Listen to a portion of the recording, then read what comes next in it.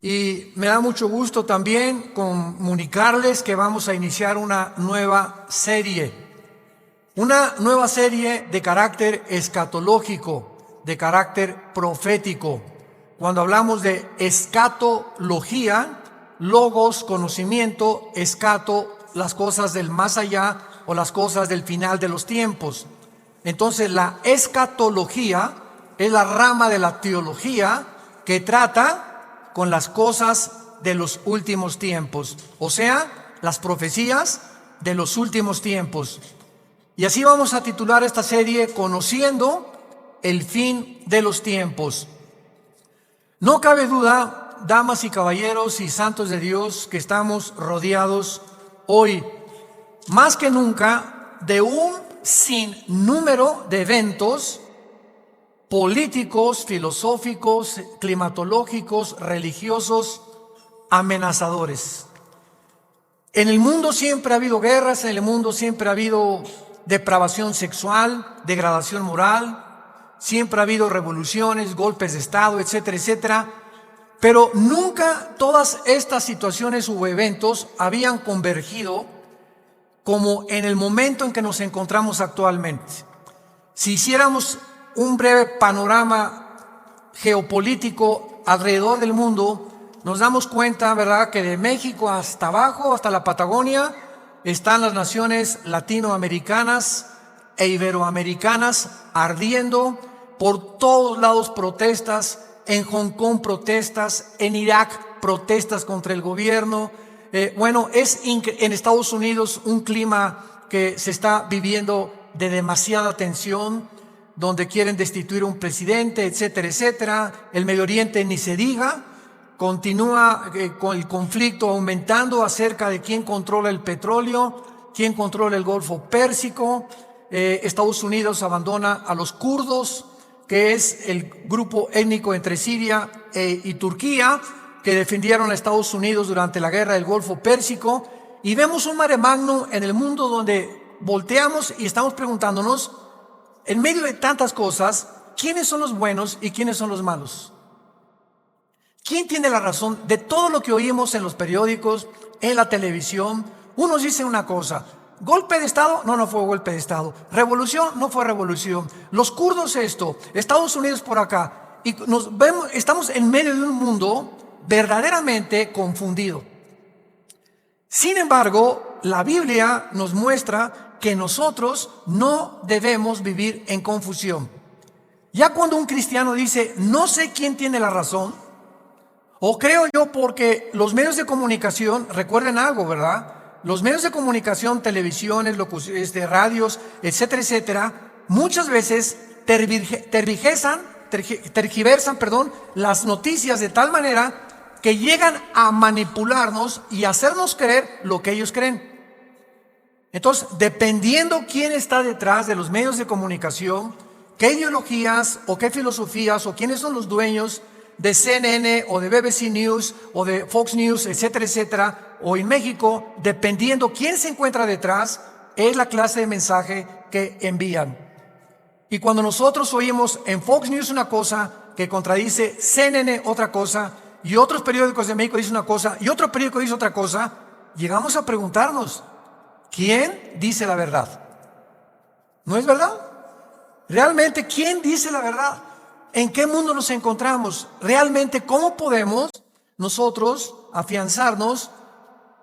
Es como si estuviéramos en un barco que se está hundiendo y nos hemos echado fuera de la borda, como cuando el Titanic en 1910-12 se estaba hundiendo. Nos aventamos al mar y nos agarramos de un salvavidas. Y ahorita así está el mundo. Estamos tratando de buscar un salvavidas, algo que nos dé seguridad. Algo que ya no produzca tanta tensión en nuestras vidas, tanta angustia, porque el mundo vive angustiado. Hay demasiada ansiedad. La enfermedad número 1 que la Clínica Mayo en Rochester y el Hospital Hopkins en Estados Unidos, que son las dos clínicas médicas más respetadas que hay en el mundo en cuanto a evaluaciones y a sugerencias médicas, coincidieron hace algunos años en que el factor común denominador o la causa número uno, escúcheme con mucho cuidado, este es un dato que viene de clínicas médicas, no cristianas, la causa número uno de las enfermedades mentales y físicas del ser humano en el siglo XXI es el estrés. El estrés es un estado de angustia, un estado de tensión, de ansiedad interna que no te deja vivir y que te hace que estés enojado contra el gobierno, enojado con tu papá, con tus hijos, etcétera, etcétera. Ves a toda la gente con recelo, no confías de nadie, te vuelves amargado, te vuelves amargada, y es el estado interno al que el ser humano está llegando porque hay demasiados conflictos en el mundo, demasiadas noticias. Estamos oyendo con el iPhone qué pasó en Irak, qué pasó en el Medio Oriente, qué pasó por acá, mis amigos, mis amigas, y llega un momento en que el ser humano ya no tiene paz. Ayer en el Congreso de Pastores que tuvimos en México, llegaron una familia a consultarme. Él es pastor, su esposa lo acompaña hace mucho tiempo, y me dice: Armando, quiero decirte una cosa. Tenemos un programa de televisión en Sudamérica y un programa de radio. Y el otro día estaba radiando unas noticias, me dice la esposa, y ¿sabes una cosa? Que de repente se me olvidó todo. Entré en un estado de amnesia en el que ya no sabía ni quién era yo. Algo me pasó en las neuronas de mi cerebro que se me fueron todas las ideas.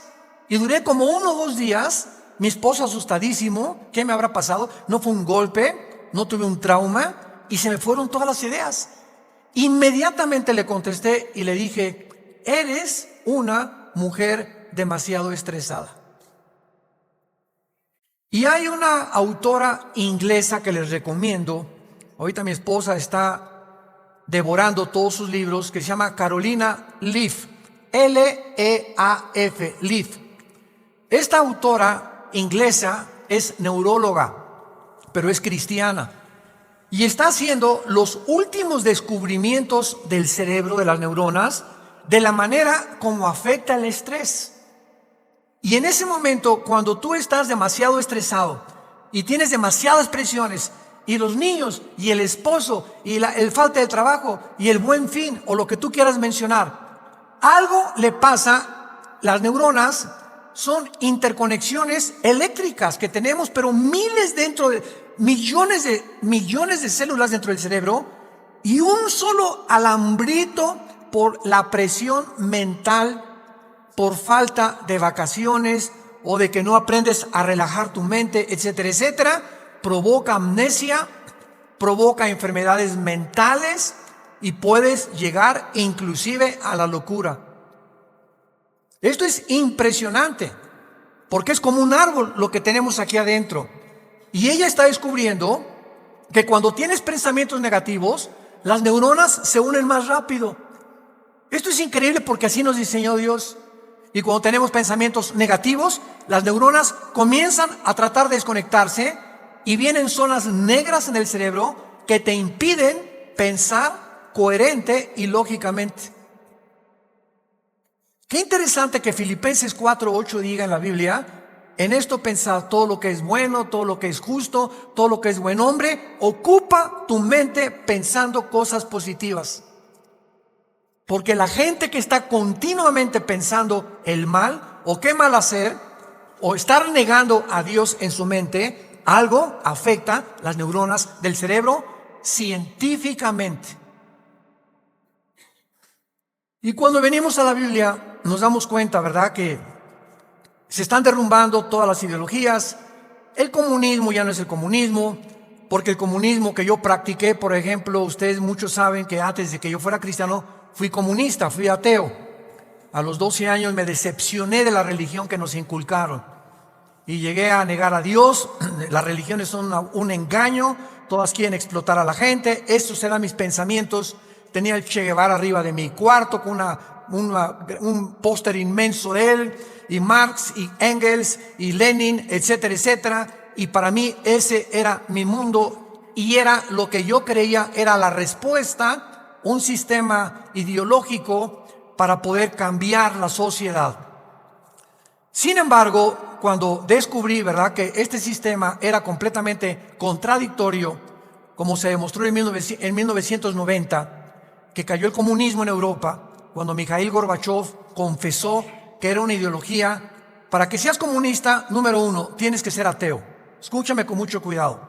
Número 2, tienes que ser darwiniano. O sea, tienes que creer que al morir no hay nada. Que vas a la tierra y que no hay Dios y ahí acabó. No hay otra vida, no hay mundo espiritual, no hay ninguna otra dimensión. Número 3, tienes que ser humanista, no humanitario, humanista. O sea, tienes que creer que el hombre tiene las respuestas para sus problemas. Ese es el humanismo. Cuando creemos que nosotros podemos resolver la pobreza, las injusticias, etcétera, etcétera. Que es la historia del fracaso de la Liga de las Naciones, las Naciones Unidas, la OTAN, la OEA, llámale como quieras. El hombre es incapaz de resolver los problemas que van más allá de nuestra capacidad para resolverlos. Ese es el humanismo. Entonces, si no hay esta plataforma, no eres comunista, es una mentira. Y ahora los últimos comunistas o los últimos demócratas o los últimos que han tratado de implementar diferentes sistemas de pensamiento, se dan cuenta que están ya mezclando una ideología, comunismo con democracia, con capitalismo, porque no ha funcionado. Porque es la confusión a la que hemos llegado. Y como dijo Don Teofilito en México, ni lo podremos alcanzar jamás. Porque no hay ningún sistema de gobierno perfecto. Decía Winston Churchill, entre los sistemas de gobierno, el mejorcito es la democracia, pero no es perfecta tampoco. ¿Por qué? Porque somos seres humanos que necesitamos a Dios. Necesitamos a Dios. Necesitamos una guía, necesitamos un manual, necesitamos una luz. Y por eso el mundo está perdido completamente. Me decía el otro día un piloto que es vecino de la casa de ustedes donde vivimos, de American Airlines, me decía: Armando, le digo, oye, cuando tú vas en el avión allá a 10,000 metros, 10 kilómetros arriba de la superficie de la Tierra, 33,000 pies, 35,000 pies, ¿cómo le haces para saber si no vas para acá o no vas para acá, o vas subiendo o vas bajando? Porque la cabina del piloto es pues muy poquita, nada más ve lo que está enfrente. Me dice: Armando, sería imposible que nosotros piloteáramos sin instrumentos. Los instrumentos nos muestran claramente la dirección que vamos a llevar, a qué altura estamos, etcétera, etcétera. Sin instrumentos, un capitán de un barco en medio del océano no sabría cuál es el norte, el sur o a dónde irse si no tuviera una brújula. Y así nosotros no sabemos a dónde ir si no tenemos instrumentos, si no tenemos un mapa que nos ha dejado Dios, que se llama las Sagradas Escrituras. Y haríamos bien en estar atentos a este libro como una antorcha que alumbra en lugar oscuro, hasta que el lucero de la mañana salga en nuestros corazones. Vamos pues a abordar este tema y esta serie, porque ante todos los eventos que está el mundo atravesando actualmente, que amenazan nuestra tranquilidad, nuestra familia, nuestro futuro, provocan ansiedad, angustia. ¿Qué pasa si pierdo el trabajo?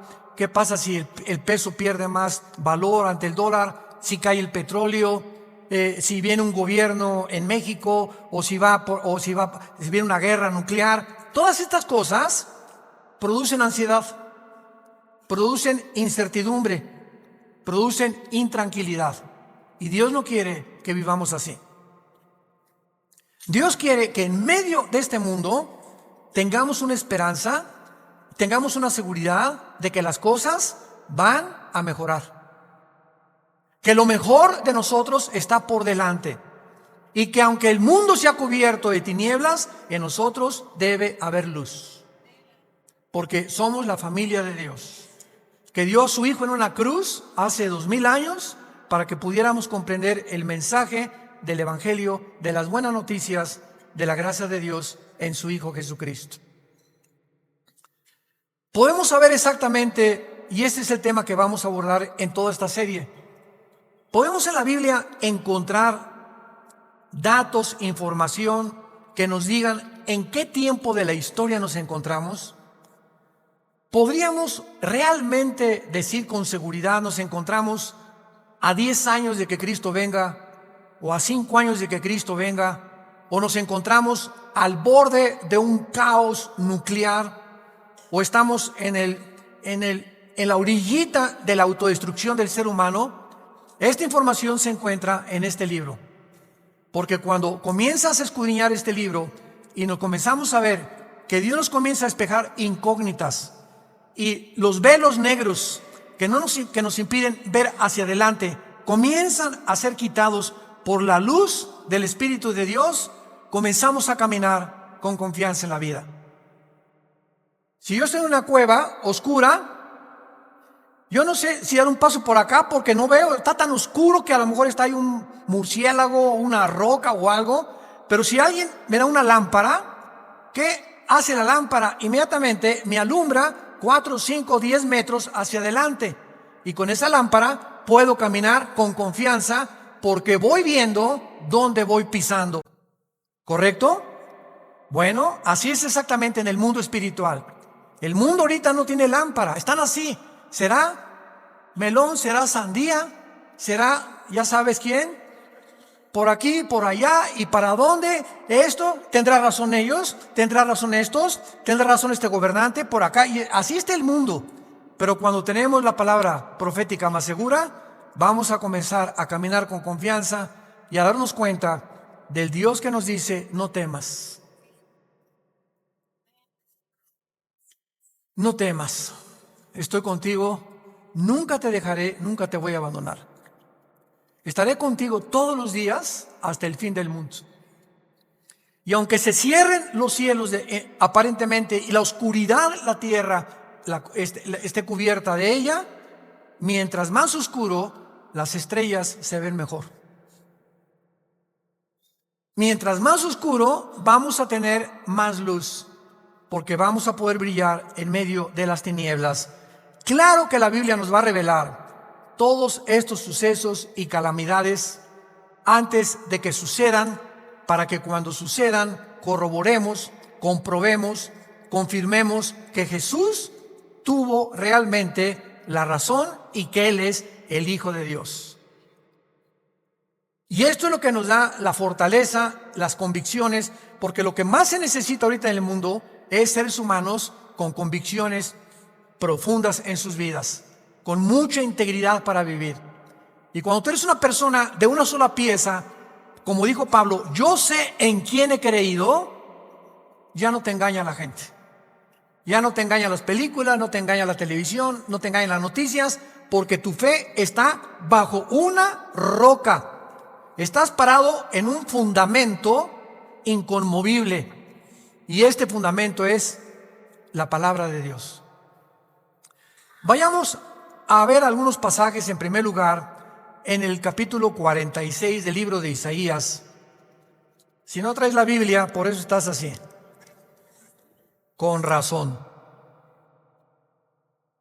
En Isaías capítulo 46, versículo del 9 al 10, veamos algunas respuestas anticipadas que este profeta hace 2700 años escribió.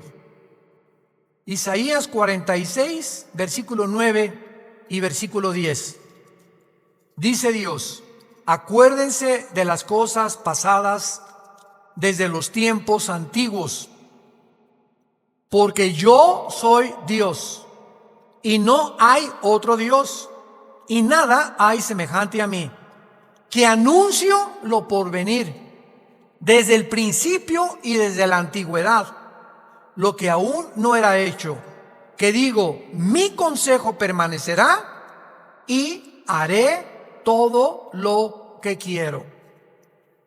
En este pasaje Dios claramente nos muestra que Él va a demostrar, el Dios de la Biblia, que Él es Dios, y que todos los demás dioses, ¿verdad?, no son realmente más que ídolos. Y aunque detrás de todo esto hay criaturas espirituales que se le llama dioses en la Biblia, Él es el Elohim de los Elohim. Él es el Dios de los dioses. Él es el rey de todos los demás súbditos que ocupan el universo.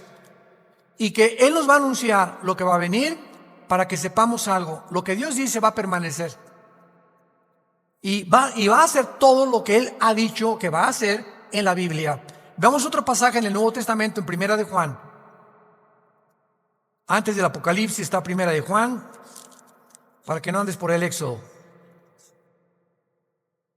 En Primera de Juan, capítulo 4, versículos 5 al 6, el apóstol, el último de los apóstoles de Jesucristo, que murió a los 93, 92 años de edad, fue el último que murió de ellos, escribe, Primera de Juan 4, del 5 al 6. Ellos son del mundo, siga con cuidado esta lectura, ellos son del mundo, por eso hablan del mundo. Y el mundo los oye. Nosotros somos de Dios. El que conoce a Dios nos oye. El que no es de Dios no nos oye. En esto conocemos el espíritu de verdad y el espíritu de error. Tú prendes el radio y dices, ¿qué quiero oír? La charrita del cuadrante. Bueno, porque eso es lo que quieres oír. Pero al mismo tiempo tu aparatito de tu radio tiene ondas y tiene FM, tiene AM y tiene como 50 estaciones más que tú puedes oír. En el FM 91.3, 1440, etcétera, etcétera, ¿verdad? Pero tú sintonizas lo que tú quieres oír. El mundo espiritual que nos rodea, ahorita aquí cerca de nosotros, todas estas ondas radiales y de video y de televisión están pasando junto a nosotros, pero ese aparatito las capta, son invisibles. Y el hecho que no las veamos no implica que no existen, porque aquí están junto a nosotros. Pero ese aparatito lo prendo y capta esa onda que yo quiero, o hay otra banda más chica, o hay otra más grande, pero capta, repito, la estación que tú quieres bajar del mundo invisible. Y así pasa en el mundo espiritual. ¿A quién quieres oír? ¿A Buda? ¿A Marx? ¿A Che Guevara? ¿A Lenin? ¿A los brujos? ¿A los astrólogos? ¿A quién estás sintonizando en tu mente? Ellos son del mundo. Si tú eres del mundo, vas a oír a los líderes del mundo, a los religiosos, a los brujos, a los que te han prometido que tienen alguna verdad. Y por eso tu vida está como está. Pero si tú quieres sintonizar la frecuencia de Cristo, entona a Cristo en la Biblia. Entonces, por la forma y a quienes oímos, podemos confirmar si somos o no somos hijos de Dios. El que es de Dios, oye a Jesús. Mis ovejas, Juan 10, oyen mi voz y me siguen. Y yo les doy la vida eterna. Y no oirán la voz del falso pastor. Y aquí se trata de tu destino eterno, de tu familia, de tu matrimonio, de tus hijos. Tienes que aprender a discernir la voz de Jesús. En medio de tantas voces en la televisión, en los programas, en los radios, en libros que hay que nos rodean por todos lados, ¿a quién estás oyendo? ¿A quién estás leyendo? ¿Qué tipo de lectura tienes? ¿Qué tipo de actividades tienes para saber si tú eres y tienes el espíritu de verdad o tienes el espíritu de error? Muy bien. En la Biblia tenemos tres principales fuentes de información de las profecías bíblicas. Esto es bien importante. Hay tres fuentes de información en la Biblia que vamos rápidamente a verlas, que nos muestran la fase final de la historia humana en tres pasajes de la Biblia y que nos vienen realmente a confirmar en qué época nos encontramos. Estas tres son, en primer lugar, el Sermón del Monte de Jesús, que se encuentra en Mateo 24, Marcos 13 y Lucas 21. ¿Cuál es el Sermón del Monte? Cuando los discípulos se acercaron a Jesús, dinos, ¿cuándo será la señal del fin del mundo? ¿Cuándo serán estas cosas y cuándo será la señal de que tú vas a regresar? Y ahí Cristo comienza a enumerar una serie eventos y señales, habrá guerras, falsos profetas, muchos van a ser engañados, pestes, terremotos, y será el principio de los dolores. La segunda fuente de información se encuentra en Primera de Tesalonicenses, capítulo 4, del 3 al capítulo 5, versículo 4. Esta revelación la compartió el apóstol Pablo de los últimos tiempos. Y la tercera revelación acerca de los últimos tiempos la encontramos en el libro del Apocalipsis, del capítulo 5 al capítulo 19. En estos capítulos se encuentra claramente todo lo que la planeta Tierra y la humanidad va a atravesar. Ahora, muy bien, cuando estudiamos estos pasajes, podemos concluir que efectivamente vendrán tiempos difíciles al mundo, sorpresivos y amenazadores, que es de lo que hemos estado hablando en los últimos 10-15 minutos. Nadie puede negar que vivimos en un mundo conflictivo, amenazador, que ha llenado al mundo, a los seres humanos, de ansiedad, de intranquilidad, de falta de paz, de suicidios, de mejor me quito la vida, o me emborracho, o me drogo. ¿Por qué los jóvenes se drogan? Pues porque es una forma de evadir la realidad. La realidad para muchos jóvenes es tan negro y tan negro lo que se ve en el mundo que ya no quieren o no creen que pueden atravesar esa cortina oscura, no creen que hay una luz detrás y se enfrentan a un mundo que parece que se los está comiendo, tragando, y prefieren salir de este mundo. Los que se drogan, ¿por qué se drogan? Los que se emborrachan, ¿por qué se emborrachan? Porque la realidad es tan cruda que no la quieren enfrentar en sus 5 sentidos. Entonces, detrás de cada persona drogadicta, alcohólica, etcétera, etcétera, se encuentra un conflicto interno espiritual. Porque como en el área forense, cuando tú estudias, yo recuerdo que hubo una época en mi vida que comencé a estudiar criminología, dactiloscopía y balística. Quería ser detective, imagínense. Siempre me ha gustado la investigación. Y me dio unos meses por meterme, compré libros, etcétera, etcétera. Y siempre cuando en esa área te involucras, los detectives o los investigadores siempre están buscando el motivo por el cual alguien le quitó la vida a la otra persona. Porque siempre hay un motivo del que cometió fraude. El motivo de por qué mató a su mamá, el motivo por qué abandonó a su esposa. Siempre detrás de cada acción hay un motivo. Y cuando descubrimos el motivo, nos ayuda a poder tener una pieza del rompecabezas más clara para poder averiguar o decidir quién fue el asesino o quién fue el ladrón o quién se encuentra detrás de eso. Y cuando nosotros vemos esto, ¿verdad? Que el motivo por el cual la gente hace lo que hace en el mundo, nos damos cuenta que el mundo está espiritualmente muriéndose. Y nosotros tenemos la medicina. Qué triste que tengas compañeros en tu escuela que estén tan confundidos, que no les has hablado jamás de Cristo, que tengas amigos que haces negocios con ellos, que tengas un taller de carpintería, de plomería, o eres mecánico o abogado en tu bufete o un médico, y la gente a tu alrededor, vemos a la gente, caras vemos y están llorando por dentro. Están deshechos por dentro. Que si esa hermanita, la enfermera que diga, ay hermanita doctora, ¿cómo está? Muy buenos días, ¿verdad? Y te encierras con ella y te pones enfrente de ella, te puede olvidar completo. Se quitan esa máscara que están usando y caen en una expresión de llanto, de angustia, que están escondiendo, poniéndose una máscara de aparente felicidad. Y así las personas que tú ves, no es cierto que son lo que estás viendo. Detrás de cada persona se encuentra un drama. Se encuentran problemas más allá de lo que podemos imaginarnos. Así que nosotros tenemos la respuesta y la medicina. ¿Qué estamos haciendo con ella? Y vamos a dar cuentas en la otra vida de todas las cosas que nunca cumplimos en la palabra de Dios al compartir el mensaje de Jesucristo.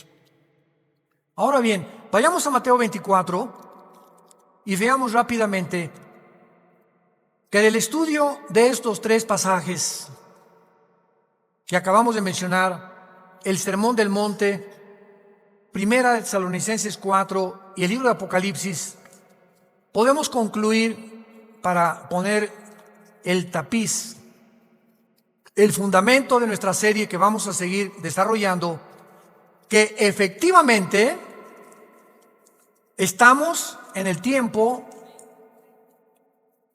de eventos muy amenazadores, sorpresivos, y aunque nosotros los cristianos no querramos ver, ni vamos a estar, esto está garantizado, nosotros no nos vamos a encontrar en los acontecimientos del libro del Apocalipsis.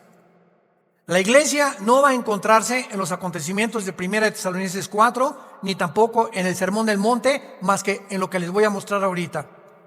Y no vamos a ver nosotros el Armagedón. Creo que no vamos a conocer tampoco al Anticristo, pero hay algo que vamos a atravesar para que nos vayamos preparando y para que entendamos que para poder enfrentar lo que se viene se necesita carácter. Carácter. ¿Qué es el carácter? Es la formación interna que el Espíritu Santo nos quiere dar, donde estableces fundamentos y convicciones inconmovibles en tu vida. He decidido hacer esto, lo haces. Puntualidad, responsabilidad. Una persona, un cristiano irresponsable, tiene mucho que trabajar con su carácter. Un cristiano que siempre llega tarde a todos lados, tiene que trabajar mucho con su carácter. Decía hace algunos años, cuando Henry Ford hizo el primer carro modelo T, 1904, corría como 25 kilómetros por hora, su hijo Henry Ford II tomó la Ford Motor Company, la compañía de carros Ford en Estados Unidos, que fue la que más comenzó a vender carros a principios del siglo XX, y este hombre llegaba a la compañía de Ford y ponía al jefe de la planta, al jefe de la administración, al jefe de la supervisión, ponía a líderes en cada departamento. Y él llegaba cada 2 o 3 meses, y si ese líder no hacía que funcionara la planta que él le había dado, lo corría. Dice, un líder, decía Henry Ford II, es la persona que hace que las cosas sucedan. Y si tú estás al frente de una responsabilidad y no cambias la situación, o no cambias la manera de pensar de los hombres o de tus soldados que tienes bajo tu responsabilidad, tú no eres líder. Entonces, qué importante es que la Biblia dice que todos nosotros debemos ser líderes. Y si somos líderes, tenemos que hacer cambiar las cosas de alguna manera. Vas a hacer cambiar a tu amigo, y vas a hacer cambiar a tu amiga, y vas a hacer cambiar a tus amigos de la escuela, hasta a tus maestros vas a confrontar algún día. Discúlpeme, maestro, con el respeto que se merece, no venimos del chango. La evolución es una teoría que está completamente destituida desde que descubrieron el ADN en 1954. Por favor, actualícese más, maestro. Entonces, cuando comenzamos a entender eso, es cuando comenzamos a comprender que este mundo, dice la Biblia, la mayoría serán engañados. Los mismos escogidos serán engañados, porque hay millones de cristianos sin carácter, flojos, irresponsables, impuntuales, sin falta de integridad.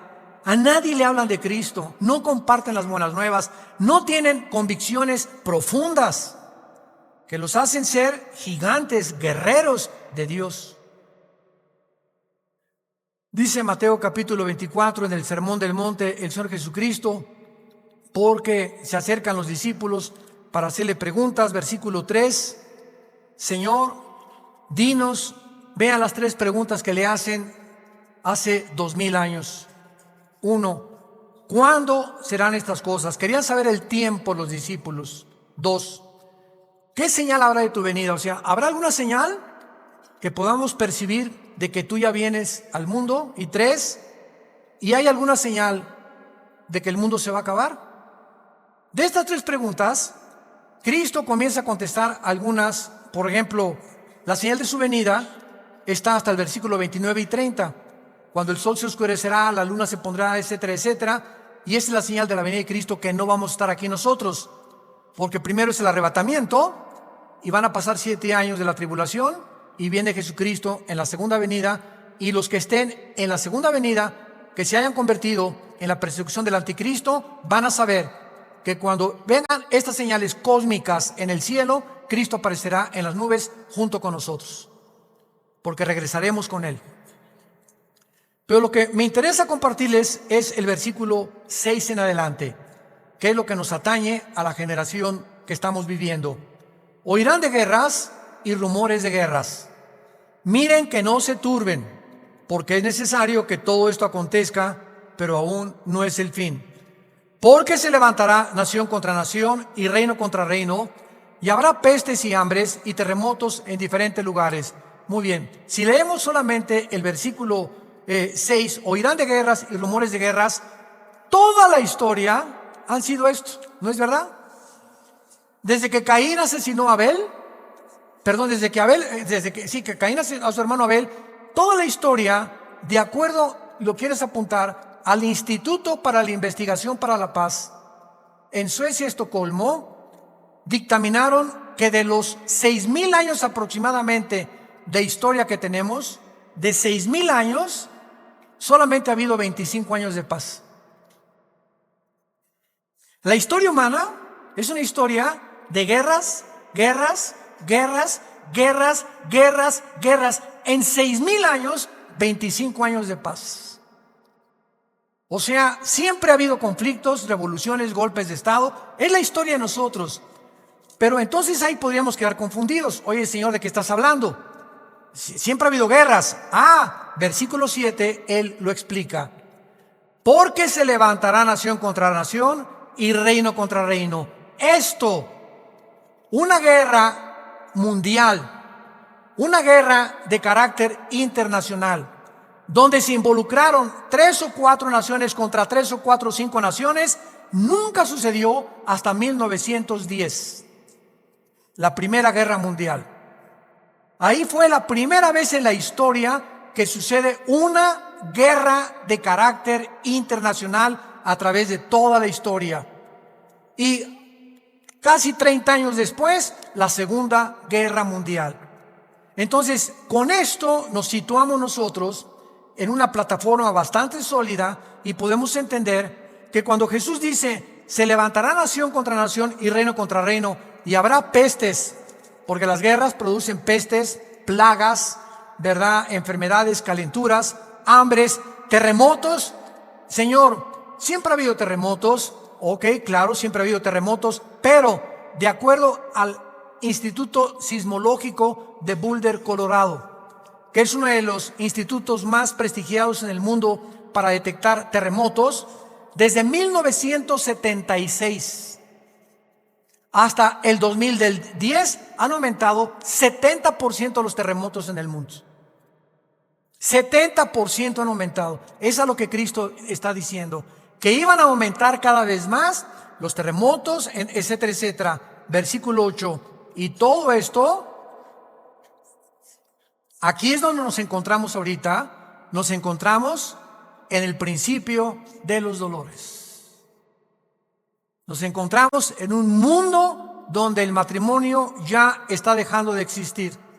En un mundo donde el ser humano está contagiado e infectado filosófica, religiosa, política, económicamente. Unos voltean por acá, ¿dónde estará la solución? Voltean a sus ídolos, otros consultan muertos, otros consultan espíritus, otros etcétera, etcétera. Es impresionante a donde el mundo se encuentra actualmente. Impresionante. Y esto es precisamente lo que Jesucristo nos quería decir para que estemos preparados. Ahora, muy bien, después de estos principios de dolores, nos vamos. Adiós, mundo cruel. Adiós, mi perro fido. Adiós, adiós, mundo cruel. Ya nunca te veré. Después de este principio de dolores, van a aumentar, imaginémonos, van a aumentar las catástrofes en el mundo, y los terremotos y las plagas y las pestes y la confusión, que va a estar el mundo en un estado tan grande de confusión que va a pavimentar el camino para que se levante un hombre en el Medio Oriente que la Biblia le llama la bestia. De todos los animales que el Espíritu Santo buscó, las hienas, los leopardos, los osos, los leones, depredadores, no encontró el Espíritu Santo un nombre, un adjetivo para designar a este hombre, y por eso simplemente la Biblia le llama una bestia, un depredador, cruel, sanguinario, y su otro nombre es el anticristo. Todos los dictadores, síganme con cuidado, de la historia, todos han surgido de un mundo caótico. El caldo de cultivo para producir un dictador es que la situación se encuentre aparentemente sin solución. Corrupción, oscuridad, etcétera, etcétera. Y en medio de esto surgen hombres prometiendo mejorar las cosas. Hitler entró democráticamente. Stalin entró democráticamente. Saddam Hussein entró democráticamente. No es verdad que entren a través de un golpe de Estado los líderes, la mayoría entran a través del pueblo. Pero una vez que el pueblo los levanta, a ver quién los quita. Y en medio de esto es cuando el mundo va a ver en Europa que va a estar una oscuridad total en Europa. Ahorita la salida de Inglaterra de la Unión Europea, el Brexit famoso. Ahorita en Europa ya no existe, damas y caballeros, santos de Dios. Las únicas dos naciones que sobreviven en Europa es Alemania y Francia. España, Portugal, Grecia e Italia están hundidas económicamente, sin dinero para poder levantarse. Y no hay ninguna esperanza para estas naciones. Había el Fondo Monetario Internacional que lo estaba manejando Alemania, se les acabó el dinero ya. Y Francia está ayudando un poquito a Alemania. Y gracias a Dios que en Alemania la ministra Angela Merkel es cristiana. En todo el mundo es la única líder que sus padres fueron pastores, y ella dijo en enero de este año: Europa tiene que regresar a Dios. Entonces Alemania está sobreviviendo, Inglaterra se está yendo sin los impuestos que le pagan las naciones a la Comunidad Europea o a la Unión Europea. Ya no va a haber forma de sostener una Unión Europea, que era el sueño de los europeos después de la Segunda Guerra Mundial. Y está el campo preparado para que surja el hombre, la bestia, el anticristo, el hijo de perdición, que la Biblia profetiza que se va a levantar y va a traer soluciones al mundo, va a resolver problemas de la pobreza, de la economía, de la política, ideologías, y el mundo se va a asombrar porque este hombre no va a ser un hombre normal. Va a ser un hombre poseído por un principado satánico. Lo hemos visto en otras conferencias en el libro del Apocalipsis. Ya no nos da tiempo para eso. Pero va a ser un hombre que va a hacer milagros sobrenaturales. Y va a tener a un compadre que en Apocalipsis 13 se le llama el falso profeta. Que va a ser, fíjense, un líder religioso unido a un líder político. El líder político, el anticristo, va a usar a un líder religioso para que el líder religioso convenza al mundo de ponerse la marca el 666. Y cuando el líder religioso convenza al mundo y haga milagros, este líder religioso, el anticristo, lo va a matar. Y va a deshacer la ciudad de donde salga el líder religioso, y el anticristo, a la mitad de los 3 años y medio, va a proclamarse.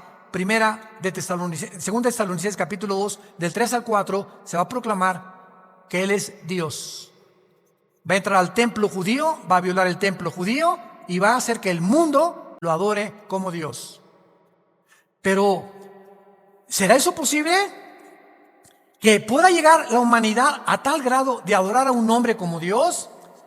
La historia nos enseña que el hombre no aprende la historia. ¿Se acuerdan de esa frase? Y el que no conoce la historia está condenado a repetirla. ¿Qué pasó con los césares romanos? Los césares romanos mandaron a la gente que los adoraran como dioses. Y los césares romanos se erigieron como dioses. Calígula mata a su familia. Nerón tenía de amante a un niño de 10 años. Era una depravación impresionante. Cuenta la historia que cuando un emperador romano estaba en el Coliseo, cuando vayan a Roma, vayan al Coliseo, es impresionante ver el Coliseo romano. Todavía en el Coliseo romano, cuando vayan a Roma, las manchas de la sangre de hace 2000 años, de los mártires que mataron los leones y quemaron vivos y que arrastraron, ahí están todavía las manchas de la sangre, que las han mantenido. Bueno, pues cuenta la historia, ¿verdad?, que estaba el César en un coliseo, en el Coliseo romano, y entonces todo el mundo se tenía que hincar y decirle: salve César. Y un hombre se quedó parado, que aparece en Apocalipsis con el nombre de Antipas. Y entonces se quedó parado y el César le dijo a un centurión: ve por favor y ve que es esclavo, ¿por qué no se hinca? Y el centurión romano fue con Antipas.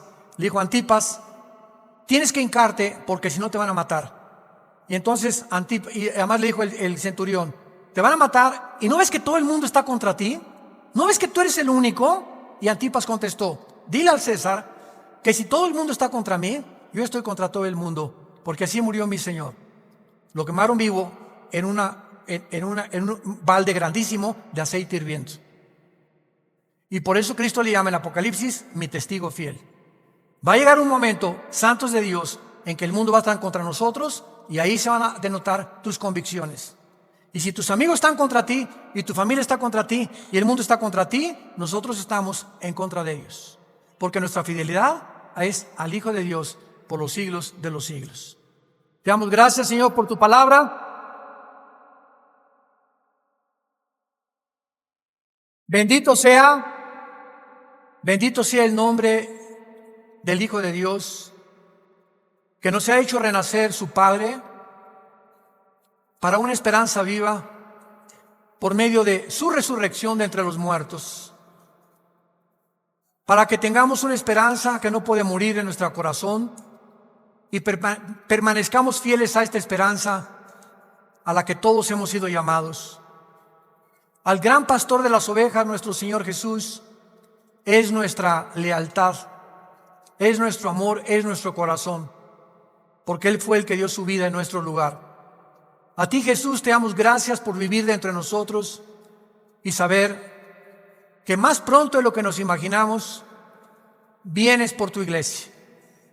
Vienes por aquellos que han sido fieles hasta la muerte, que han mantenido firmes sus convicciones en medio de un mundo confundido, donde estos hijos e hijas tuyas han permanecido inconmovibles en la fe, aferrados a la roca, a la palabra de vida, que es la que nos ha dado la vida eterna. Te damos gracias, Señor, porque sigues llamando al mundo al arrepentimiento, a que se vuelvan a ti. No somos dioses, somos seres humanos, agentes morales, débiles, vulnerables, irresponsables de todas nuestras acciones, pensamientos y palabras. Y daremos cuenta algún día, después de nuestra muerte, de todo lo que hicimos mientras estábamos en este cuerpo que es temporal. Un cuerpo sujeto a la corrupción, pero dentro de nosotros el alma y el espíritu vivirá eternamente. Si tú esta mañana quieres invitar a Cristo y aún no estás seguro de que tienes la vida eterna o segura, dile simplemente estas palabras: Señor, te pido perdón por mis pecados. Creo que en esa cruz pagaste por ellos con tu sangre y que a los 3 días resucitaste de los muertos. Y porque creo que vivo, te pido en este instante, Señor Jesús, que entres a mi vida como mi Señor y mi Salvador. Tendré el poder ahora, de la corta vida que me queda, vivirla para ti, conocerte, adorarte y morir en paz, al saber que mis pecados han sido perdonados y que me has amado hasta la muerte. Oramos en tu nombre, bendito Jesús. Amén. Gracias a Dios por esta palabra maravillosa que Dios nos ha dado, la palabra de Dios. Gracias, Señor, por este libro maravilloso que es la Biblia.